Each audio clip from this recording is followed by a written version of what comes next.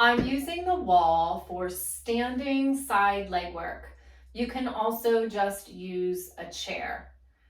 And if you're a little taller, it's helpful to have a chair that has a higher back. With the folding chairs, if you are at, I'm like 5'3.5", so it works for me. But if you're a little bit taller, sometimes it's awkward. You're like trying to grab down to the chair. So a wall, or you could even do this at a countertop, is a better fit. So just starting, get everything organizing around the center. It's our lovely little theme. And feeling those tripod feet. When we move to 2 legs and then move to 1, that awareness that we have a pubic symphysis in the front, that was our little exploration, a little embodied anatomy exploration about the pelvic floor.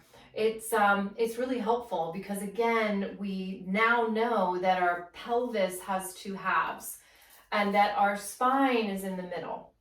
So when we arrange the legs to really connect to the front, it frees the tail. When you free the tail, you free the hip joint, and you also balance the pelvic floor. So it's just good stuff all around. So let's just do a little switch back and forth, trying to find the connection in the front. So I want you to notice that your butt muscles are not super contracted. So there's I was talking about that difference between condensing and contracting. This is more about, can I find the connection of my foot into the ground? And when you find that, you don't need to over activate your butt muscles. That's the difference between posture and postural tone. We're finding postural tone here, which is the language of the body. Now, on the next one where you lift that outside leg, I'm just going to pause. And another little exploration of the fact that we have pelvic halves. Take that leg out and back. And notice that this leg does not need to go with it. There might be a tiny bit of a counter rotation going towards the wall, but we're not really, making that happen. Now let's take that leg down and move into the actual practice. So we're going to take that leg out to the side, and this is not high. What you've got to do is create a lot of room. If you're struggling with that, what you can do is stand on something. So maybe a large book, a yoga block. Sometimes that's not big enough for people's feet. So if you have an aerobic step thing, something or a step stool, what that's going to enable you to do is really get taller and drop that leg down. So it's taking that leg out to the side. And the first exercise we did is just a little lift and lower. So we have the spine in the middle, and we know those vertebral bodies are more in the middle than the back. And that enables us to have pelvic halves, 2 sides. And those pelvic halves are moving. They're working together, but they're moving in a little bit different directions. And they're able to do that because of those joints that we talked about with the pelvic floor. Now, what if we did circles? So let's clear the floor a little bit more. Let's flex the foot and just circling around. Now your standing foot, Tadasana or tripod foot, big toe mound, little toe mound, and the center of the heel. If I were to trace that, you'd have a big triangle underneath your foot. And the knee is soft. If we lock out, that is locking everything down. And then reversing. So you could even do this with a bent knee. Feeling the freedom of the hips, legs connecting to the center. And last one, and done. Now we did both legs lifting, and we can't really do that standing, can we? But there's always a way. I always have a way. So what I want you to do is get cozy with your wall, and we're going to bring the feet together. And you're gonna reach your arms up. So like they're in like a dive position with your hands together. And you're gonna go a little side bend and your hip's gonna find the wall. So if it's really far away, get a little bit closer. So see if you can find the wall. I'm like, I might be really a little too ambitious there. So we find the wall, side bend, and then return back up. And your tail is going with your legs. And return. And a little side bend. And we want to stay nice and open on our sides. This is where we want to find that balance of front and back. Little side bend. And return.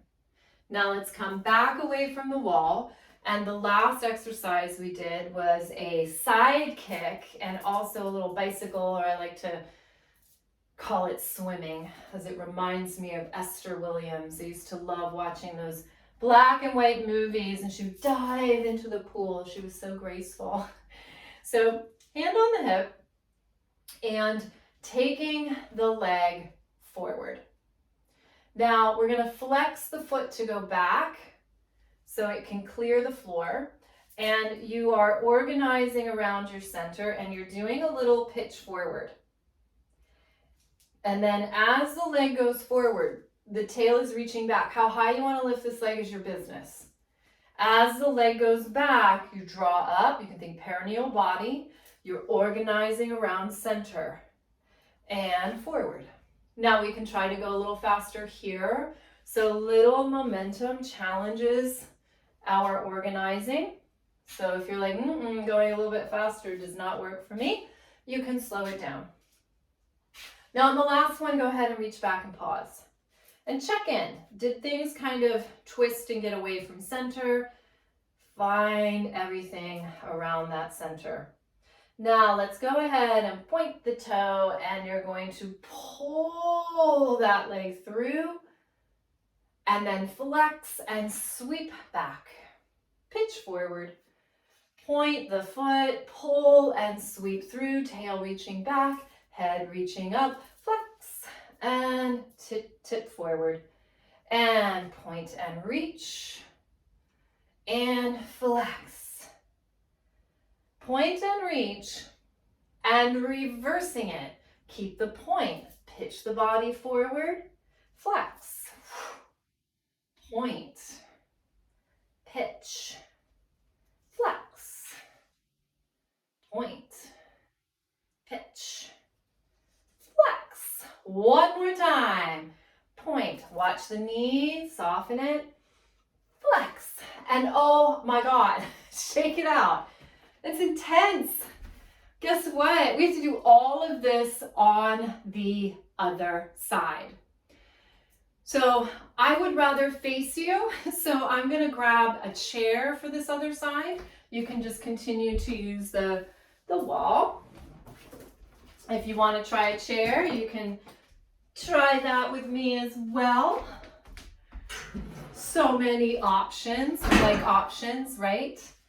All right. So first thing is to do that shifting again. So let's remind ourselves that we connect in the front so the tail can be free. Back and forth. And you know how, I was going to say, you know how we're always, I'm like, well, yeah, we're just always doing standing side leg work. But usually how we're trying not to do some big shift side to side. It's really hard not to do that when you're focused on the back of the leg. So when we keep this connection in the front, all of a sudden it's like, oh, I can literally just stay in the middle. I'm like a ninja side leg work. Ninja. And then just take a rest. All right, here we go with our exercises. So finding your tripod feet, hand on the hip, that just helps us feel things. And then you can take your leg to the side. Remembering if you want to stand on something, you absolutely can. And then we're going to lift and lower. So this is the leg that looks like it's doing all the work, but it's really just the icing on the cake. It's about this leg. Really press down, make space, and lift. And let's just do 2 more. So you can feel the tail in the middle.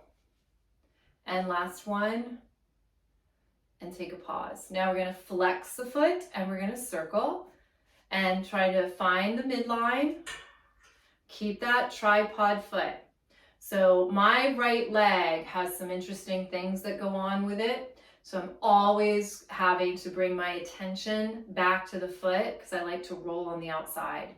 1 more, and then reversing it. So teachers don't get a pass on having things happen and you know, things they have to work on with their bodies. We are by no means perfect. And last one, oh, I'm so feeling that. And take a rest. Now we're going to move into the double leg. Now I am gonna have to go back to the wall for this. I didn't think it out completely. It's like my teenage years. I just didn't think it all the way. So that's okay, the wall's right here. So getting a little bit close, you're gonna bring those arms up, hands together, and this is definitely an Esther Williams move. And you're going to side bend, and you can find the wall, and then push through those feet to bring yourself back. And side bend. So the knees are gonna be a little soft, and push.